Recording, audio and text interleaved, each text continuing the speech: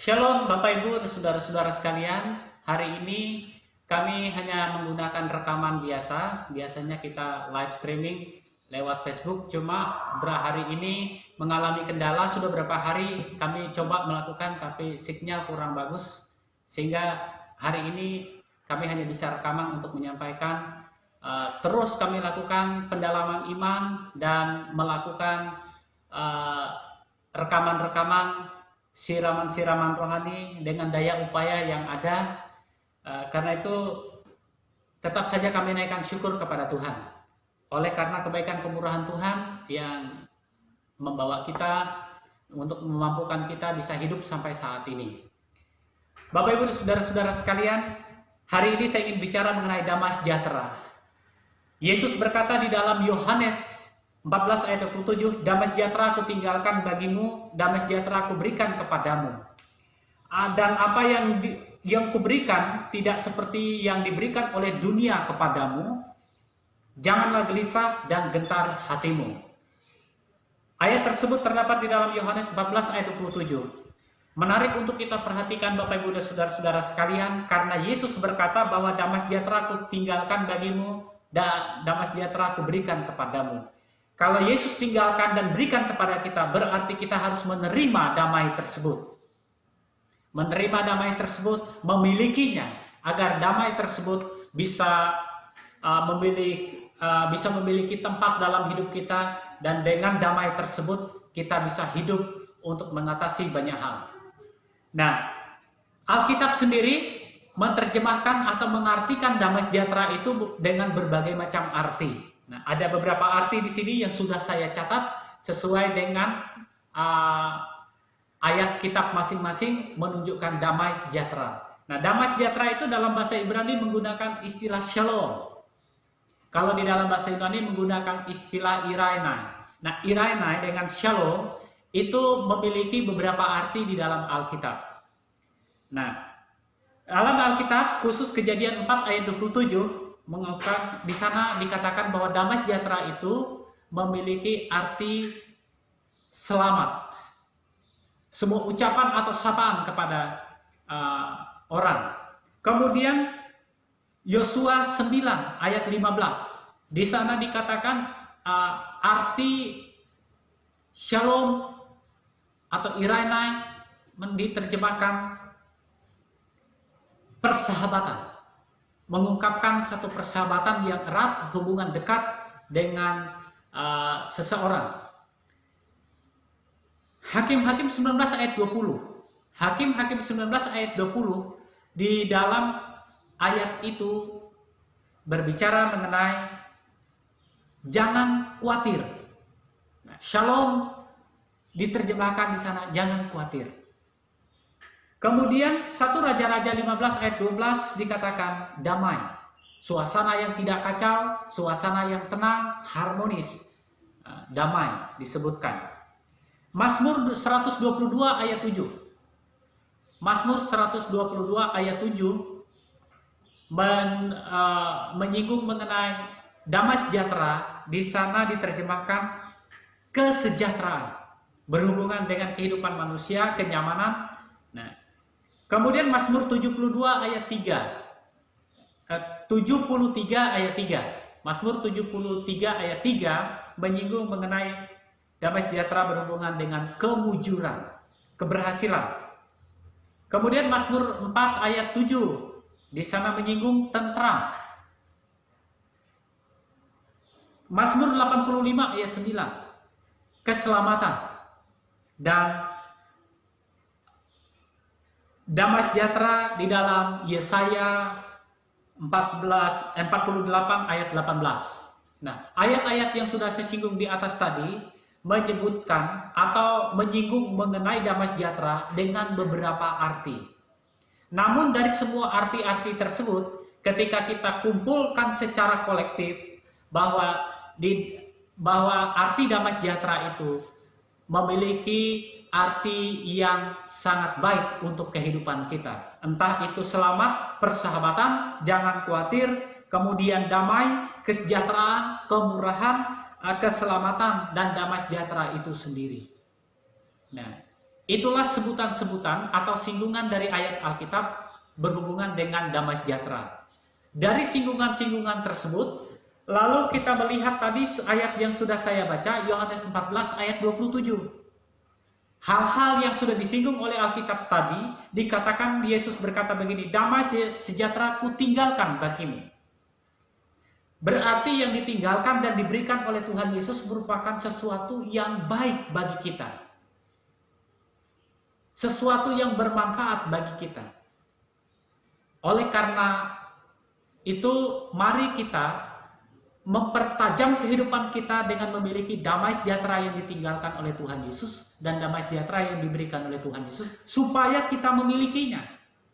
Karena damai sejahtera ini memampukan kita jangan gelisah dan jangan khawatir, gentar hati kita.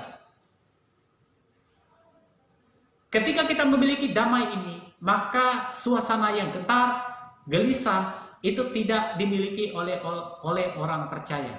Karena damai sejahtera tersebut bersinar, bertumbuh dalam hidup dan memampukan kita untuk mengatasi segala masalah hidup.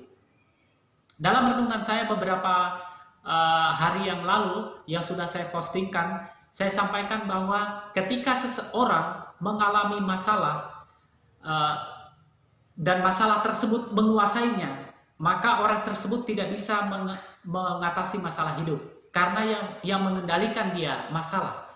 Tapi ketika orang hanya mengalami masalah lalu dia bisa mengatasinya dan dia mengendalikan masalah, maka orang tersebut bisa melihat bahwa masalah-masalah yang dia alami bukanlah sesuatu yang membuat dia jauh dari Tuhan, membawa dia terus menderita, membawa dia ada dalam tekanan, membawa dia dalam kegelisahan dan kekhawatiran, melainkan akan melihat bahwa setiap masalah itu merupakan sebuah ujian untuk lebih dekat lagi dan untuk lebih mengukur iman dan kepercayaan kepada Tuhan.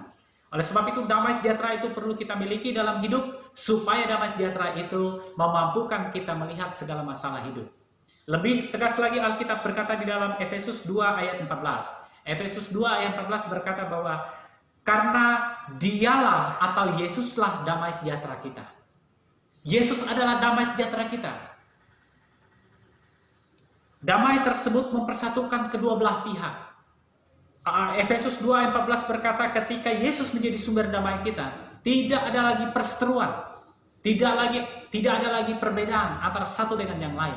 Merupakan menjadi sebuah satu keutuhan yang utuh untuk melihat sebuah kebenaran, untuk melihat sebuah kebaikan di dalam rencana dan kehendak Tuhan. Bapak Ibu dan saudara-saudara sekalian yang dikasihi oleh Tuhan, hari ini kita belajar tentang damai sejahtera.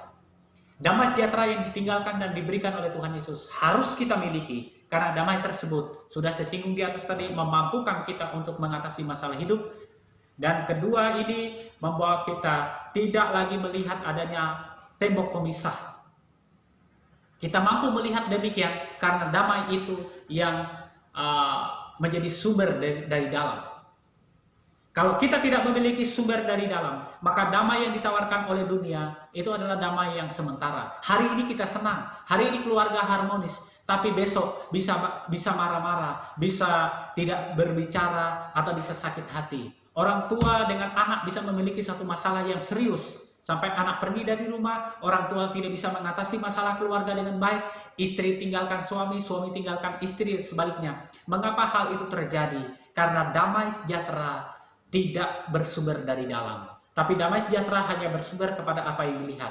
Apa yang dilihat senang, lakukan. Apa yang dilihat daging ingin lakukan, senang, lakukan. Itulah yang ditawarkan oleh dunia. Tetapi yang ditawarkan oleh Tuhan Yesus memampukan kita mengatasi masalah hidup itu bukan hanya melihat, tapi itu mengalir dari dalam. Ketika mengalir dari dalam, tumpah keluar, memiliki dampak, kita bisa mengatasi dan kita bisa mengendalikan setiap masalah dengan baik. Oleh karena itu saya tegaskan kepada kita, mari kita memiliki sumber damai yang berasal dari Tuhan Yesus yang Dia tinggalkan dan berikan kepada kita. Lalu di dalam Efesus 2 ayat 14 berkata bahwa damai Yesuslah sumber damai kita. Dialah damai sejahtera itu yang memampukan kita untuk melihat bahwa tidak ada lagi perbedaan, tidak ada lagi pemisah. Kemudian hubungan kita dengan Tuhan disinggung oleh hubungan kita dengan Tuhan bertumbuh di dalam Tuhan. Demikian lagi disinggung di dalam Ibrani 12 ayat 14. Ibrani 12 ayat 14 berkata damai itu kita harus usahakan, dikerjakan untuk menjalin hubungan dengan semua orang. Ibrani 12 ayat 14 berkata demikian, berusahalah hidup damai dengan semua orang dan kejarlah kekudusan, sebab tanpa kekudusan tidak seorang pun akan melihat Tuhan. Betapa penting damai itu dimiliki, karena bukan hanya membawa hubungan kita lebih erat dengan Tuhan, membawa kita bisa mengatasi masalah hidup, tetapi juga Ibrani 12 berkata, itu bisa membuat kita lebih dekat dengan sesama kita. Lebih dekat dengan sesama kita.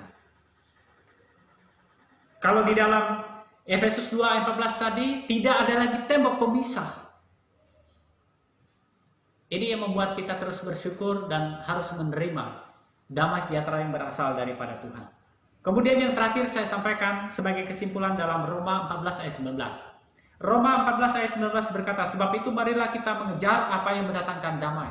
Diperintahkan kita mengejar, karena damai sejahtera itu tidak bisa terjadi secara otomatis dalam hidup kita. Damai sejahtera tidak bisa terjadi secara otomatis, tetapi harus diusahakan, dikerjakan dengan baik. Harus menerima terlebih dahulu, dikerjakan, diusahakan. Karena dasar-dasar ayatnya sudah jelas. Ibrani 12 ayat 14, kemudian Roma 14 ayat 19. Marilah kita mengejar apa yang mendatangkan damai sejahtera dan yang berguna untuk saling membangun.